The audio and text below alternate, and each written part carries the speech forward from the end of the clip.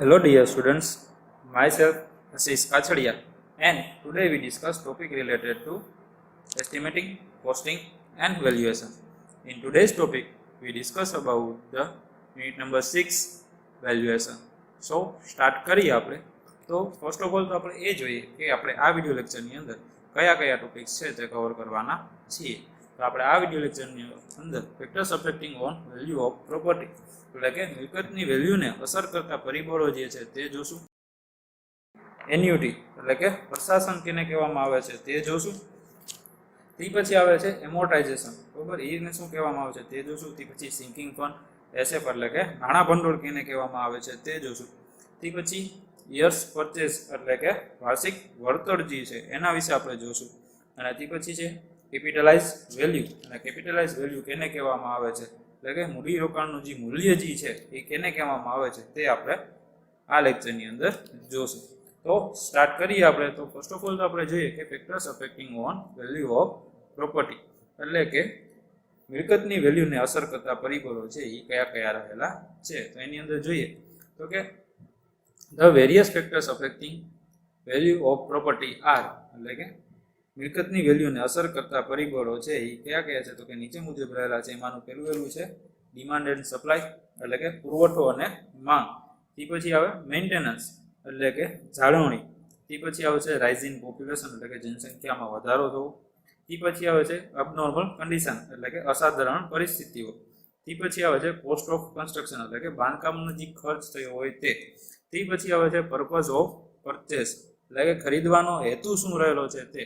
તે પછી આવે કે ટાઉન પ્લાનિંગ એક્ટ, બરાબર, માં રહેતા હોય તો જે સિટીની આજુબાજુ આપણે રહેતા હોય ત્યાંનો જે નિયમો હોય, બિલ્ડિંગ બાય લોસ હોય, ટાઉન પ્લાનિંગ એક્ટ હોય તે. તે પછી ક્લાઇમેટ કન્ડિશન એટલે કે વાતાવરણની સ્થિતિ. તે પછી આવે લાઈફ એટલે કે આયુષ્ય. તે પછી ઇમ્પ્રુવમેન્ટ એટલે કે પબ્લિક સ્કીમ એટલે જેવી કે કઈ કઈ વસ્તુ સેવા, બધી સેવા એટલે સર્વિસીસ જેવી પાણી, ગટર, વીજળી, ટેલિફોન લાઈન, આ બધી વસ્તુનો સમાવેશ થઈ જાય, બરાબર. તે પછી આવે માઇગ્રેશન. માઇગ્રેશન એટલે કે સ્થળાંતરનો દર શું છે તે. અને ઇન્ટરેસ્ટ ઓફ શેડ્યુલ એટલે કે બેંકનો વ્યાજ દર શું રહેલો છે તે પણ છે એ એક આની પર અસર કરતો એક ટોપિક છે એ રહેલા છે. આ બધા જ પરિબળ છે એ શું છે તો કે મિલકતની વેલ્યુને અસર કરતા પરિબળો છે, જેને આપણે ડિટેલમાં જોઈએ બધાને. તો ફર્સ્ટ ઓફ ઓલ આવે છે કે ડિમાન્ડ એન્ડ સપ્લાય એટલે કે પુરવઠો અને માંગ. Few buyers as compared to a number of property available for sale in a locality will result in low price for the property and vice versa. એટલે કે જો મિલકતો વધારે હોય અને ખરીદનારા ઓછા હોય તો મિલકતનું મૂલ્ય શું થઈ જાય છે, ઓછું થઈ જાય છે. અને એનાથી ઊંધું કે મિલકત ઓછી હોય અને ખરીદનારા જાજા હોય તો શું થઈ જાય છે તો કે મિલકતનું મૂલ્ય છે એ વધી જાય છે, બરાબર. પુરવઠો જે પ્રમાણે પુરવઠો છે એની પ્રમાણે માંગ ઓછી હોય તો શું થાય, મિલકતનું વેલ્યુ ઘટે. અને જ્યારે પુરવઠો ઓછો હોય અને માંગ વધુ હોય ત્યારે મિલકતનું મૂલ્ય છે એ શું થઈ જાય છે, વધી જાય છે. તે પછી આવે છે મેન્ટેનન્સ એટલે કે જાળવણી કરવી, બરાબર. જાળવણીની અંદર જોઈએ તો કે if a property is properly maintained its life will increase and its value be higher.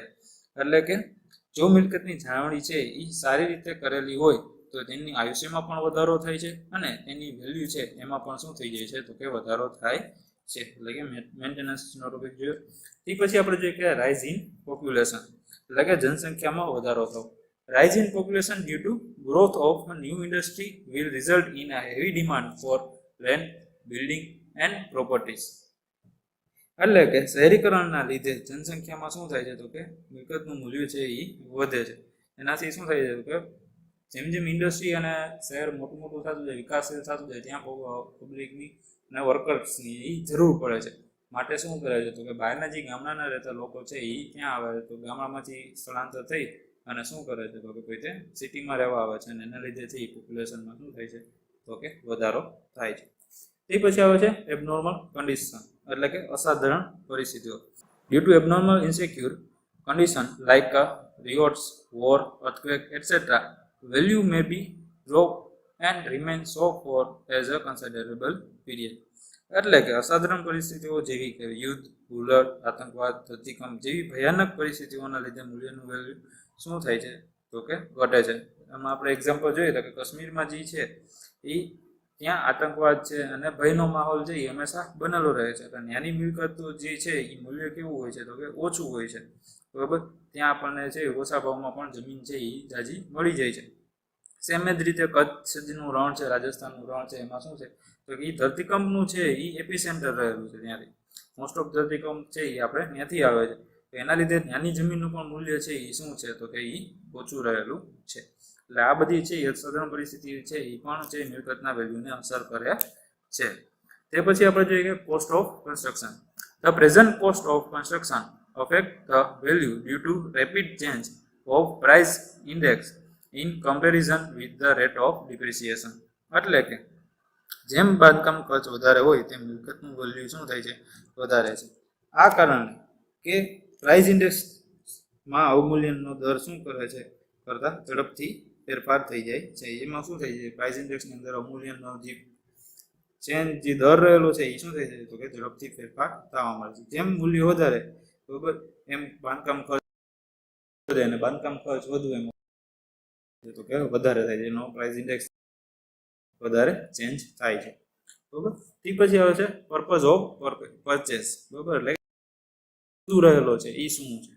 The purpose for which the property is purchased greatly affected the value of the property. If a land purchased for a residence, its value will be higher. જો કોઈ માણસ છે પોતાના રહેવા માટે મકાન ખરીદે તો તેનું મૂલ્ય શું થાય તો કે વધારે હોય છે, બરોબર. અને એવું વસ્તુ છે એ મિલકતની વેલ્યુને અસર કરતા પરિબળોનું છે એ મેઇન પોઈન્ટ છે એ રહેલો છે. તમે કોઈ પણ જમીન અથવા તો છે એ આપણે ખરીદી હોય એ શેના માટે ખરીદી હોય તો કે રેસિડન્સ બનાવવા અથવા તો ફેક્ટરી બનાવવા કે એ રીતે ખરીદી હોય તો રેસિડન્સ બનાવવા માટે જો તમે જમીન ખરીદેલી હોય તો એનું મૂલ્ય છે એ વધારે હોય. જ્યારે ફેક્ટરી બનાવવા માટે એની જમીન ખરીદી તો એ છે એની વેલ્યુ એટલી બધી રેસિડન્સના પ્રમાણમાં એટલી બધી આપણને મળતી નથી. એ પછી છે ટાઉન પ્લાનિંગ એક્ટ, બરાબર. If the planning authority of the locality decide to convert a particular residential zone into a commercial zone, there will be sudden shooting up of the values in that area. એટલે કે જો રહેણાંક વિસ્તાર જે છે એને વાણિજ્ય વિસ્તારમાં ફેરવવામાં આવે, બરાબર, ત્યાંની જે તે શહેર કે જે તે નગરપાલિકા મહાનગરપાલિકાની હોય એની ઓથોરિટી દ્વારા છે એ રેસિડેન્શિયલ ઝોન હોય એને વાણિજ્ય વિસ્તાર એટલે કે કોમર્શિયલ ઝોનની અંદર ચેન્જ કરવામાં આવે તો ત્યારે શું થાય છે તો કે ત્યાંની જે મિલકતો રહેલી છે એનો મૂલ્યમાં છે એક છે એ સડન વધારો આવે છે. તે પછી છે ક્લાઇમેટ કન્ડિશન, બરાબર, એટલે કે વાતાવરણની સ્થિતિ. In a region of a good climate, more and more people will be prefer to stay and will result a higher value of a property. એટલે કે સાનુકૂળ વાતાવરણ હોય એમાં મિલકતનું મૂલ્ય શું છે વધારે હોય છે. શું કામ તો કે સારી પરિસ્થિતિ વાળા વાતાવરણમાં છે લોકો છે એ વધારે ને વધારે છે એ રહેવાનું પસંદ કરે છે. માટે છે એ શું થાય છે તો કે ત્યાંની મિલકત છે અથવા ત્યાંની બધી પ્રોપર્ટી રહેલી છે એની મૂલ્યમાં છે એ હંમેશા વધારો થતો હોય છે, બરોબર.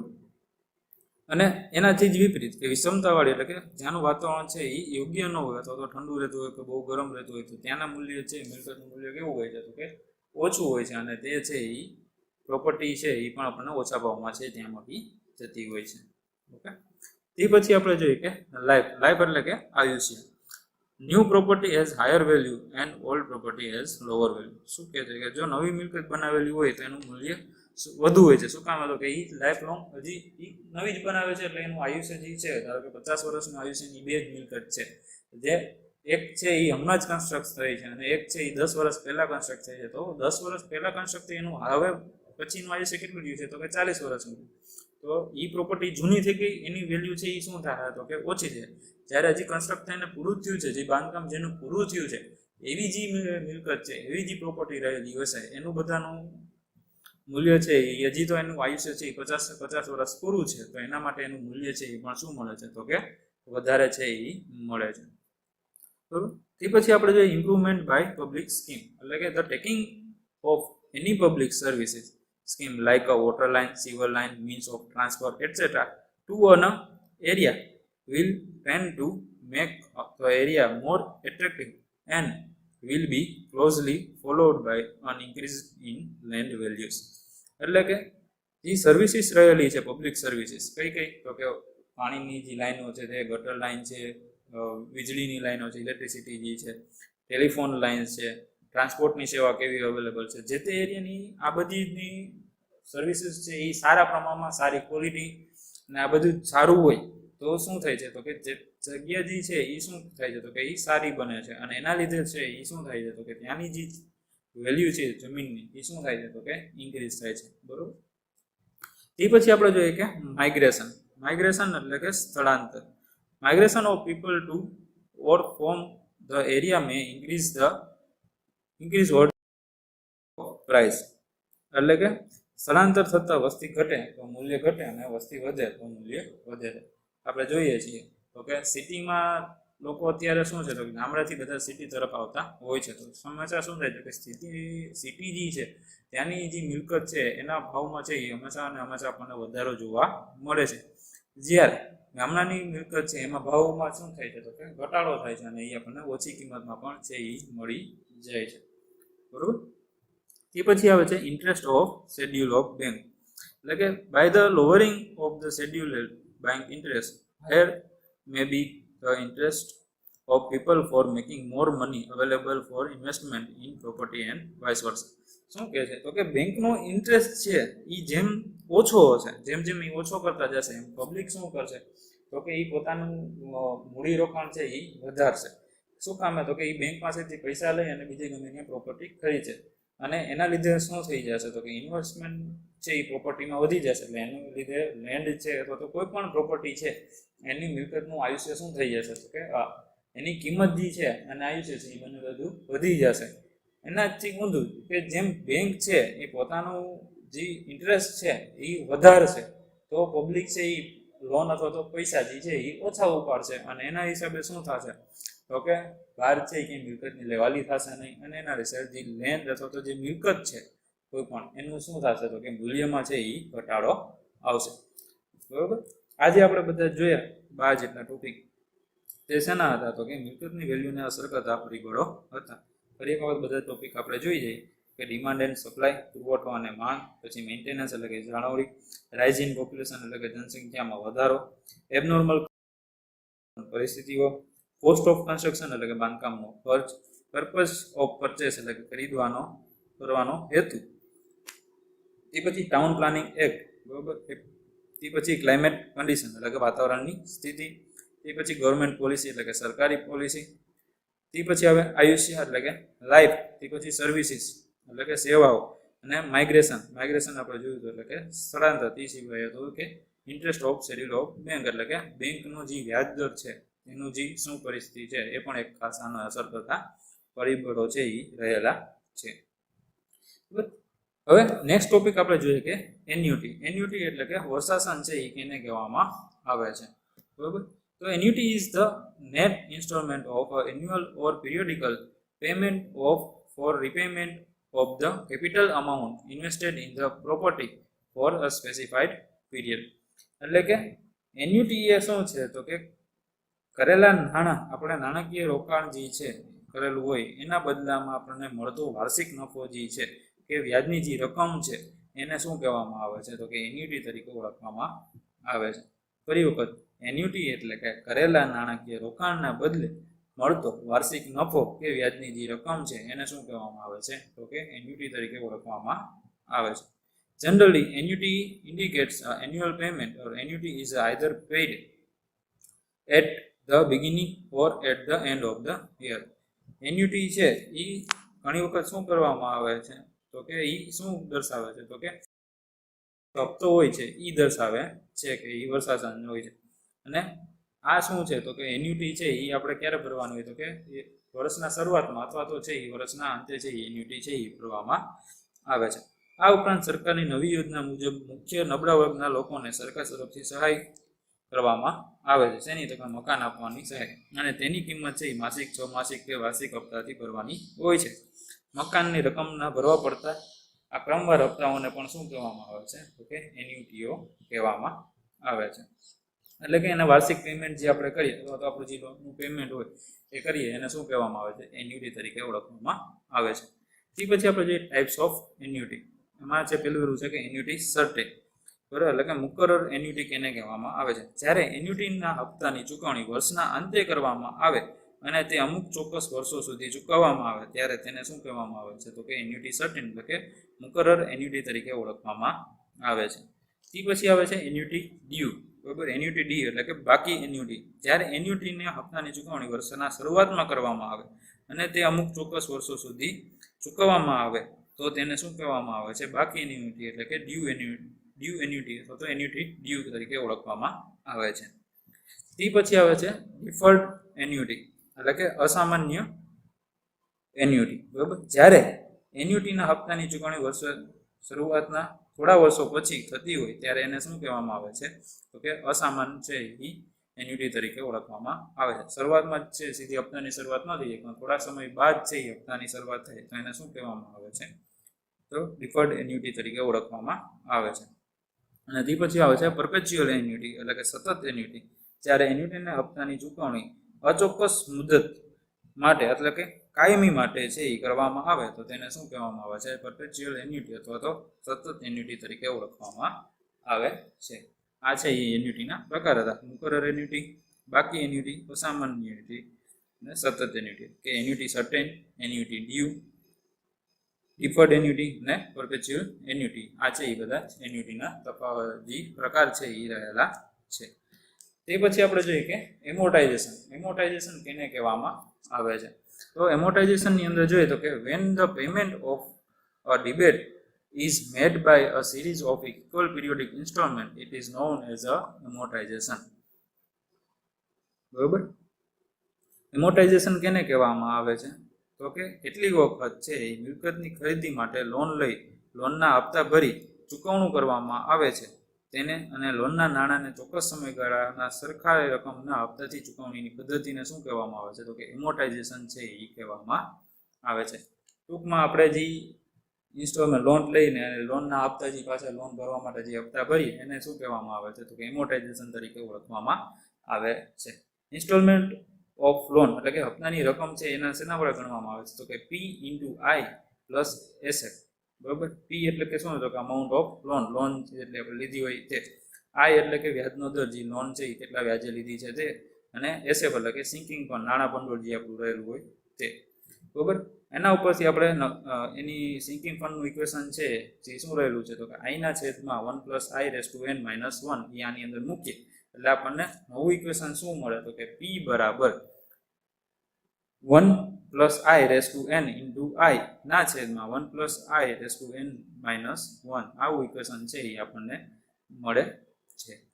ઓકે, આ છે એ આપણે શું જોયું? તો કે એમોર્ટાઇઝેશન. એમોર્ટાઇઝેશન એટલે શું થાય? તો કે કેટલીક વખત મિલકતની ખરીદી માટે લોન લઈ અને લોનના હપ્તા ભરી ચૂકવણું કરવામાં આવે છે. લોનના નાણાંને ચોક્કસ સમયગાળાને સરખી રકમના હપ્તાથી ચૂકવવાની પદ્ધતિને એમોર્ટાઇઝેશન કહે છે. બધી આપણે લોનને છે એ હપ્તા ભરીએ છીએ, બરાબર, કન્ટિન્યુઅસલી જ્યાં સુધી લોન ન પૂરી થઈ જાય ત્યાં સુધી. બરાબર, તો એને શું કહેવામાં આવે છે? તો કે એમોર્ટાઇઝેશન તરીકે ઓળખવામાં આવે છે. બરાબર, તે પછી આપણે જોઈએ કે સિંકિંગ ફંડ. સિંકિંગ ફંડ એટલે કે નાણાં ભંડોળ છે એ એને કહેવામાં આવે છે. બરાબર, તો સિંકિંગ ફંડની અંદર જોઈએ કે sinking fund is an amount which has to be set aside at a fixed interval of time out of the gross income so that at the end of the usual life of the building or a property the fund should accumulate to the initial cost of the property. શું કહે છે? તો કે મર્યાદિત આયુષ્ય ધરાવતી મિલકતનું આયુષ્ય પૂર્ણ થતાં તેની આવક શું થઈ જાય છે? તો કે બંધ થઈ જાય છે. જો આવક છે એ કાયમી ધોરણે ચાલુ રાખવી હોય તો મિલકતનું આયુષ્ય પૂર્ણ થઈ આપણે એને શું કર્યું? નવી મિલકત ખરીદી શકાય તે માટે નાણાંની છે એ જોગવાઈ કરવી પડે છે. આ જરૂરી નાણાં ભંડોળને શું કહેવામાં આવે છે? તો કે નાણાં ભંડોળ અથવા તો સિંકિંગ ફંડ તરીકે ઓળખવામાં આવે છે. એટલે કે મિલકતનું આયુષ્ય પૂરું થઈ જાય પછી આપણે નવી મિલકત ખરીદી હોય તો શું કરવું પડે? તો કે એના માટે છે પહેલેથી શું કરવામાં આવે છે? તો કે પૈસા છે એ જમા કરી દેવામાં આવે છે. પૈસા છે આપણે જમા કરતા જઈએ એક જગ્યાએ અથવા એક એકાઉન્ટની અંદર. તો એ જે જમા કરતા આપણે પૈસા છે એને શું કહેવામાં આવે છે? તો કે એ સિંકિંગ ફંડ અથવા તો નાણાં ભંડોળ તરીકે ઓળખવામાં આવે છે. Total sinking fund required is equal to cost of new property minus scrap value of old property.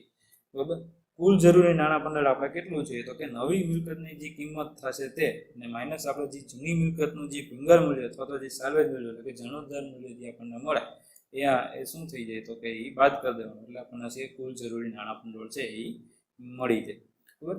Annual installment of sinking fund એટલે કે નાણાં ભંડોળનો આપણે વાર્ષિક હપ્તો જો ગણવો હોય તો આપણું જે એસએફનું ઇક્વેશન છે એના ગુણાકારમાં શું કરવાનું હોય તો કે સી માઇનસ એસ એટલે કે આપણને ઇક્વેશન શું મળે તો કે C minus S into 1 plus I raise to N minus 1 છે એ આપણને મળે છે. જ્યાં સી છે એટલે શું થાય તો કે કોસ્ટ ઓફ ન્યૂ પ્રોપર્ટી એટલે કે નવી મિલકતની કિંમત, એસ એટલે કે ભંગાર કિંમત, જે જૂની મિલકતનું ભંગાર મૂલ્ય છે એ આપણને મળ્યું હોય તે, આઈ એટલે કે વ્યાજનો દર જે આપણને ઇન્ટરેસ્ટ મળતો હોય બેંક તરફથી તે, અને એન એટલે કે મિલકતનું આયુષ્ય લાઈફ ઓફ પ્રોપર્ટી જે છે તે એ ગણવાની આવે છે બરાબર. જૂની મિલકત જે છે એની આયુષ્ય છે એ અહીંયા કાઉન્ટમાં લેવામાં આવે છે.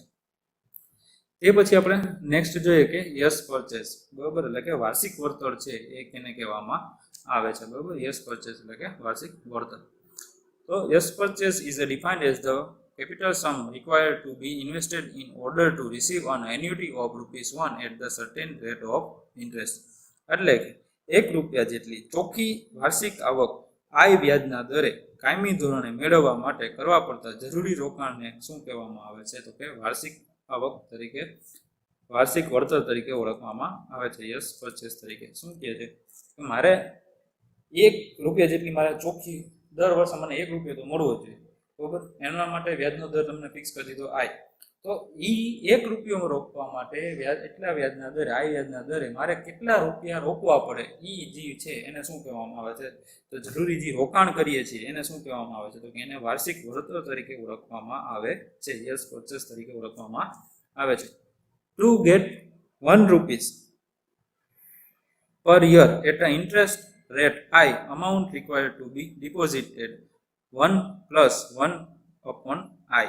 શું કહે છે જો આઈ વ્યાજના દરે ₹1 જેટલી ચોખ્ખી વાર્ષિક આવક જોઈતી હોય તો જરૂરી મૂડી રોકાણ કેટલું જોઈએ છે કે 1 ગુણાકારમાં 1/, આઈ જેટલું છે એ આપણે મૂડી રોકાણ છે એ કરવું પડે.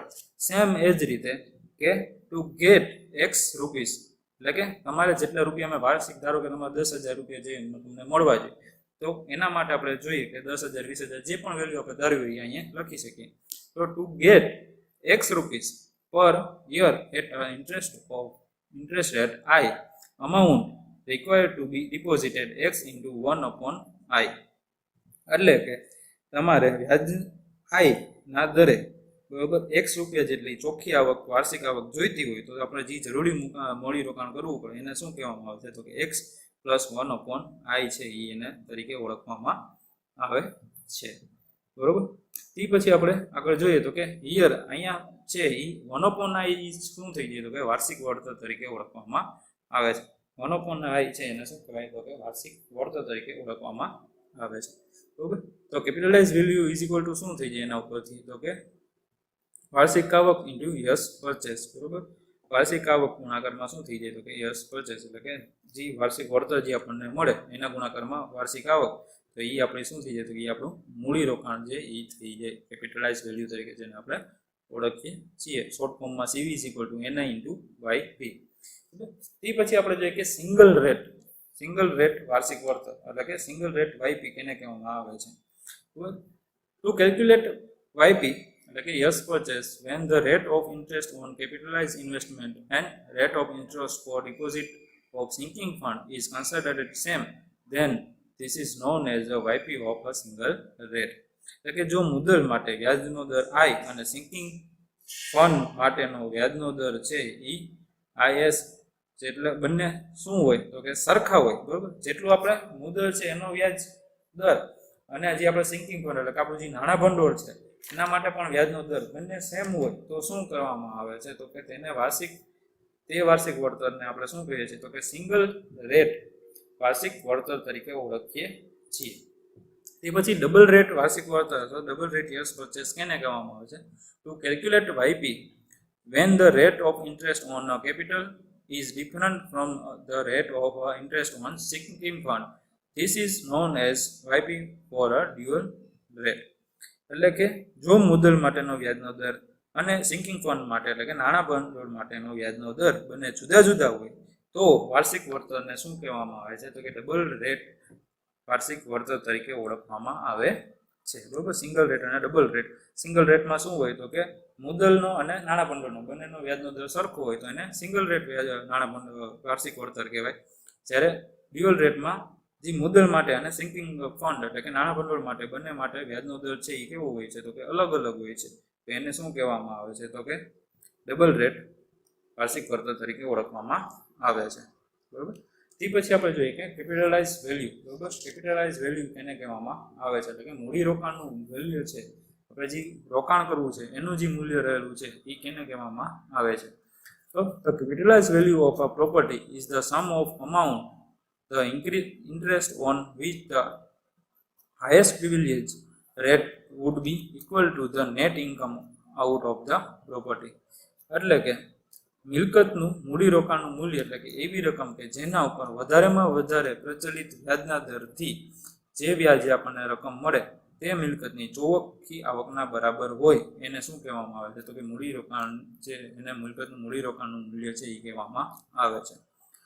To know the capitalized value of a property, it is required to know the net income from the property and the highest privilege rate of interest. એટલે કે મિલકતનું મૂડીરોકાણનું મૂલ્ય છે એ જાણવા માટે મિલકતમાંથી થતી ચોખ્ખી આવક તેમજ તેના વ્યાજના મહત્તમ દર વિશે છે એ આપણે જાણવું છે એ જરૂરી બને છે. તો મૂડીરોકાણનું મૂલ્ય છે એ શું થઈ જાય તો કે ચોખ્ખી આવક છે એના ગુણાકારમાં વાર્ષિક વળતર CV = NI × YP જે આપણે આગળ જોયું હતું એના બરાબર થાય. ઓકે, તો આપણે આ વિડીયો લેક્ચરની અંદર છે એ ટોટલ 5 થી 6 ટોપિક જોયા. જેની અંદર છે શેનો સમાવેશ થતો હતો તો કે મિલકતની વેલ્યુને અસર કરતા પરિબળો, જેની અંદર પુરવઠોની માંગ, જાળવણી, જનસંખ્યામાં વધારો, સાધારણ પરિસ્થિતિઓ, બાંધકામનો ખર્ચ, ખરીદી કરવાનો હેતુઓ, ટાઉન પ્લાનિંગ એક્ટ, વાતાવરણની સ્થિતિ, આયુષ્ય, સેવાઓ, સ્થળાંતર, આ બધી વસ્તુનો સમાવેશ થતો હતો.